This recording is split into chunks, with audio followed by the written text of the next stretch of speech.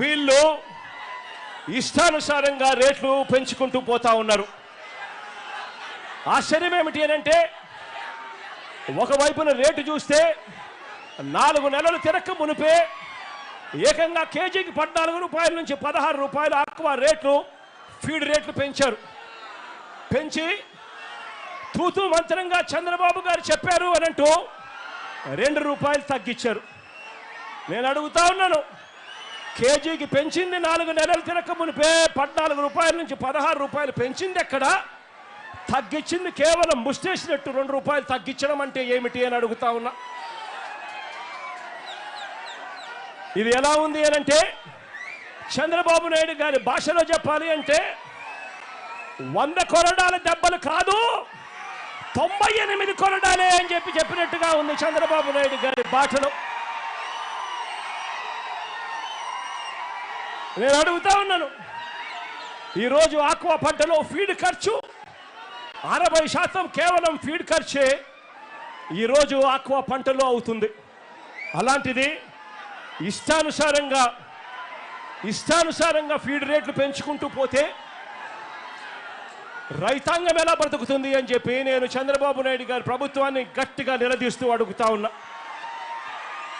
ఇదే ఫీడ్ తయారు చేసే కంపెనీ వాళ్ళు ఇదే ఫీడ్ తయారు చేసేందుకు వాడే ఈ సోయా, ఈ ఫిష్ మీలు, ఇతర మినరల్ మిక్స్చర్ రేట్లు పెరిగాయి కాబట్టి మేము రేట్లు పెంచుతా ఉన్నాము, పెంచక తప్పడం లేదు అని చెప్పి వీళ్ళు అంటా ఉన్నారు. నేను అడుగుతా ఉన్నా, మరి వీళ్ళు రేట్లు పెరిగినప్పుడు పెంచుతా ఉన్నప్పుడు ఆ రేట్లు తగ్గినప్పుడు మీరు తగ్గించారా అని అడుగుతా ఉన్నాను ఇదే చంద్రబాబు ప్రభుత్వాన్ని.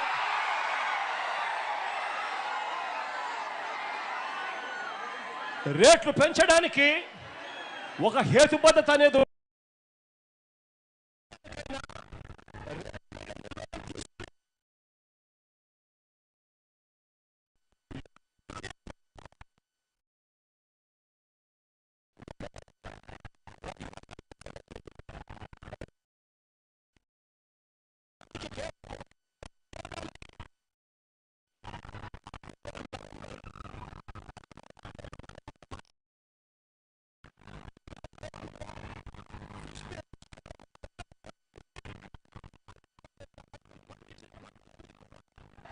పుష్కలంగా అందుబాటులో.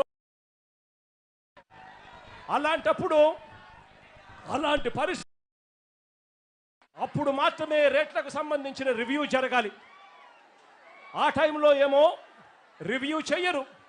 మార్కెట్లో తక్కువ రేటుకు వీళ్ళన్నీ కూడా కొనుగోలు చేస్తారు. ఆ తర్వాత కొరత ఉంది అని చెప్పి ఒక కారణం తర్వాత ఎప్పుడో చూపించి ఇష్టం వచ్చినట్టుగా రేట్లు పెంచుకుంటూ పోతా ఉన్నారు ఈ సిండికేట్ కంపెనీల సామ్రాజ్యం. నేను చెప్తా ఉన్నాను, ఇదే మాదిరిగా వైఎస్ఆర్సీపీ ప్రభుత్వం ఉన్నప్పుడు, ఇదే మాదిరిగా మన ప్రభుత్వంలో 5 సంవత్సరాలలో 3 సార్లు కంపెనీలు ఇదే మాదిరిగా ఫీడ్ ధరలు పెంచితే, కంపెనీలు పెంచితే ఆప్సడా ద్వారా సీఎం ముఖ్యమంత్రిగా నేతృత్వంలోనే ఏకంగా రేట్లు పూర్తిగా తగ్గించిన కార్యక్రమం జరిగింది అని అంటే అది వైఎస్ఆర్సీపీ ప్రభుత్వంలోనే అని చెప్పి కూడా గర్వంగా చెప్తా ఉన్నాను.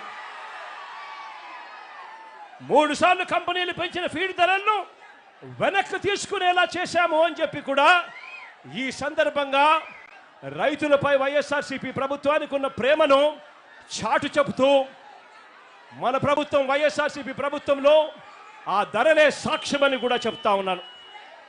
ఆశ్చర్యం ఏమిటి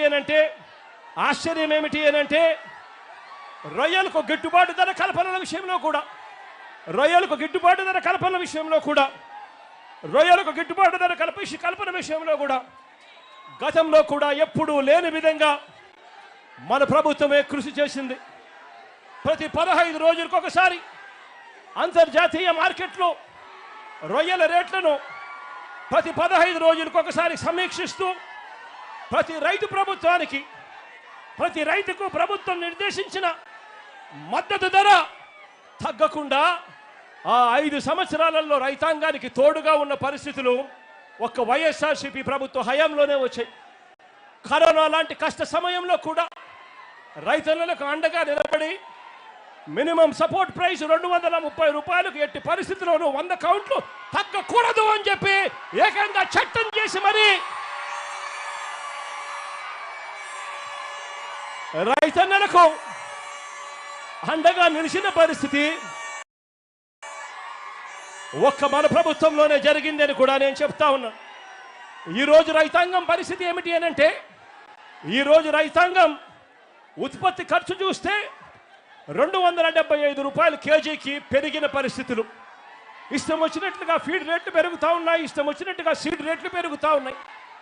కానీ పంట కొనుగోలు రేటుకు వచ్చేసరికి పంట కొనుగోలు రేటు ఈ రోజుకి కూడా కేజీ